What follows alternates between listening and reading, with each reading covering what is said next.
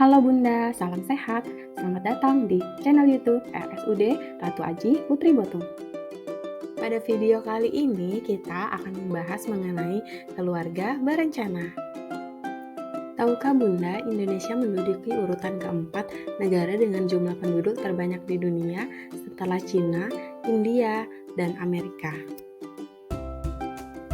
Berdasarkan data Dukcapil Kementerian Dalam Negeri, jumlah penduduk Indonesia mencapai 275.361.267 jiwa per Juni tahun 2022.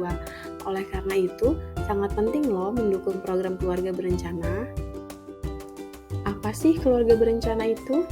Jadi, keluarga berencana adalah suatu usaha untuk menjarangkan atau merencanakan jumlah dan jarak kehamilan dengan menggunakan alat kontrasepsi yang bertujuan untuk mewujudkan keluarga kecil, bahagia, dan sejahtera. Tujuan keluarga berencana itu sendiri ada 4 poin, yaitu yang pertama mengendalikan pertambahan jumlah penduduk, yang kedua membatasi angka kelahiran, yang ketiga menurunkan angka kematian ibu dan bayi karena kehamilan yang tidak diinginkan ataupun jarak kelahiran yang terlalu dekat, dan yang keempat adalah mengatur jarak kelahiran sehingga dapat menciptakan keluarga sehat yang sejahtera. Mengapa KB itu penting? Karena KB memiliki manfaat mencegah kehamilan yang tidak direncanakan, meningkatkan kesejahteraan keluarga, mengatur dan menjarangkan kehamilan, meningkatkan kesehatan ibu dan anak, menurunkan risiko kematian ibu dan bayi, serta meningkatkan kecukupan ASI dan pola asuh yang baik bagi anak. Apa saja sih jenis-jenis alat kontrasepsi? Kontrasepsi hormonal. Yang pertama yaitu pil KB. Pil harus diminum oleh Bunda setiap hari. Terdapat 2 jenis pil KB, yaitu pil kombinasi dan pil progestin. Hanya pil progestin saja yang dapat digunakan oleh ibu menyusui. Efek samping yang mungkin terjadi yaitu mual, terutama pada 3 bulan pertama pemakaian, kemudian flek atau keluar bercak darah, pusing atau nyeri payudara. Yang kedua yaitu KB suntik 3 bulan. Adalah kontrasepsi suntik yang mengandung progestin saja seperti hormon progesteron alami dalam tubuh perempuan yang disuntikkan 3 bulan sekali. KB ini dapat digunakan oleh ibu menyusui, namun terlambatnya kembali kesuburan setelah penghentian pemakaian.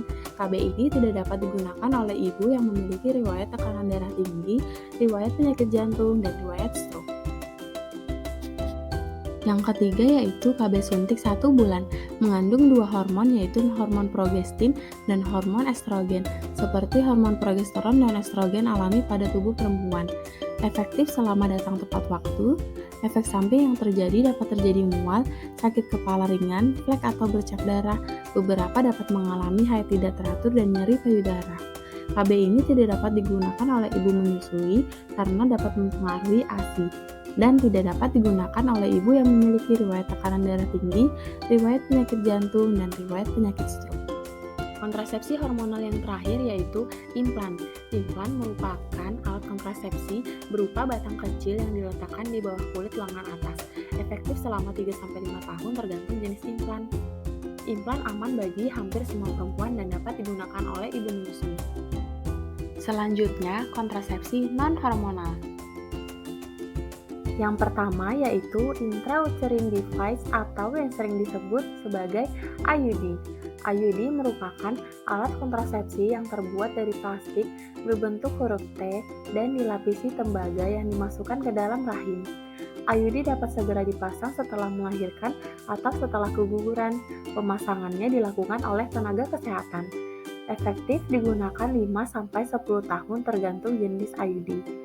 IUD tidak mempengaruhi ASI sehingga dapat digunakan oleh ibu yang menyusui.